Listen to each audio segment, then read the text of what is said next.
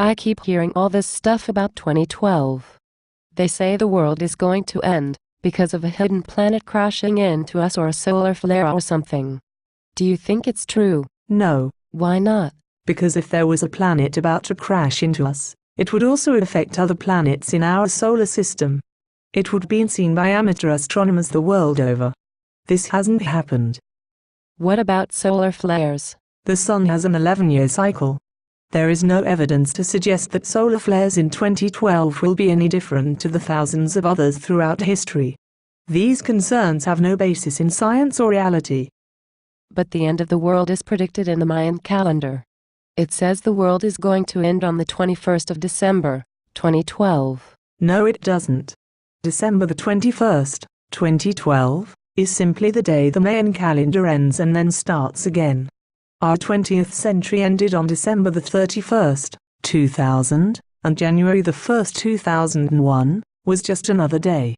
So December the 22nd, 2012 will be just another day. So everything will be okay in 2012 then? I didn't say that. What do you mean? The world is going to end? I didn't say that either, but change is inevitable, and we do face some serious issues. What do you mean? What are these issues? There are 3 things that are serious and pressing issues. Firstly, there is possible economic collapse. Isn't that about the Illuminati, the New World Order, and how they want to create a single global currency? No. There is already a wealthy elite in charge of world affairs, and there has been for decades. There is no conspiracy, they are just the ones who have won the game of capitalism.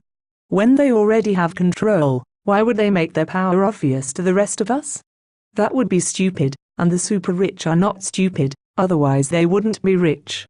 The only conspiracy is that most people act out of self-interest, and that includes those at the top. So, what about the single global currency? This may happen. But the truth is we already have a de facto global currency, and have had for decades. This is the dollar, which is used by all other currencies as a guarantor. The problem is, the dollar is failing. We're having a recession, sure. But there will be a recovery. There always is. Why would that mean a global currency? Because global finance operates using the fractional reserve banking system, which has a built-in use-by date. Fractional reserve banking? It's a system based on debt. All paper money is actually an IOU, from the central bank. Debt is a commodity. For example, a bank borrows $100 from the Federal Reserve. That bank is allowed to lend out all but $10. Which it must keep as a cash reserve. When someone borrows $90 from the bank, it's now owed $90 and so, in terms of figures, it is still worth $100. There is now $190 in the system, even though only $100 was originally lent. The person who borrowed $90 then deposits it in another bank, and the process repeats itself. From $100 lent out by the central bank, there are thousands of dollars in the system as a result. There are lots of videos on YouTube explaining this in more detail. Okay, how does this relate to the economic collapse? Well, eventually the amount of money in the system is so great that its value in relation to goods and commodities decreases. This is inflation. Commodities start to cost more money and in time, money itself becomes worthless. We have held this process back by having a credit boom. Remember, debt is a commodity in itself. But now there is not enough value in goods and commodities to cover everybody's debts. The fractional reserve system has reached its end point. The only way out is for currencies to devalue and start again. This is why a single global currency is a possibility, although unlikely as it would be very difficult to implement. How does this relate to the end of the world? It means no one has money to lend, so no one can buy expensive purchases, such as a house in which to live. Goods can no longer be traded using money. For instance, how will you buy food in the shop if the shopkeeper will not accept your money? So you are left with no house and no food. This will make people angry and desperate, and there would very likely be serious social unrest as a consequence. Societies and law may fall apart in these circumstances. Okay, so what are the other issues we face then? The issue of climate change is a serious problem. I thought that was all a hoax. It is made up by scientists trying to get grant money. There are many scientists who say it's a lie. No, there aren't. Most scientists do not dispute climate change.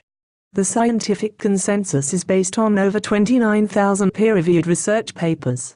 There are very few papers supporting the opposing view. There are a few economists working for oil companies who have tried to mislead the public. To some degree, they have succeeded. For instance, the economists at the George Marshall Institute. The George Marshall Institute? What's that? It's a right-wing think tank that is funded by big corporations, mostly oil companies. They are responsible for much misinformation. Before they were in the business of denying human-assisted climate change, they were in the business of claiming that tobacco smoke is harmless, despite massive scientific evidence to the contrary. They are not the good guys. So why is climate change a problem? Because a global temperature rise of just a few degrees means crop failures, increase of deserts, sea level rise caused by melting ice, extreme weather conditions, all kinds of things. As ice melts, less heat is reflected back to space, methane is released into the atmosphere. This is also a greenhouse gas. With heat, more water vapor is released into the air, which acts as a greenhouse gas. So the planet gets warmer and warmer. This is called runaway warming. But surely technology can sort this out. Yes. The technology already exists, but there is no profit in implementing it, so it is not being used. The problem is, carbon in the atmosphere stays there for 30 years and we are adding more and more all the time. We need to stabilize global temperature rise at 2 degrees centigrade by 2015, or we risk a runaway warming scenario. It is looking increasingly unlikely that we will do that. Okay, so we have economic collapse and climate change. What is the other issue we face? Overpopulation? Overpopulation is a serious problem that will need to be addressed, but it is not an immediate threat to us. No, the other issue is peak oil. Peak oil? What is that? Peak oil is when the oil that is easy to extract from the ground starts to run out.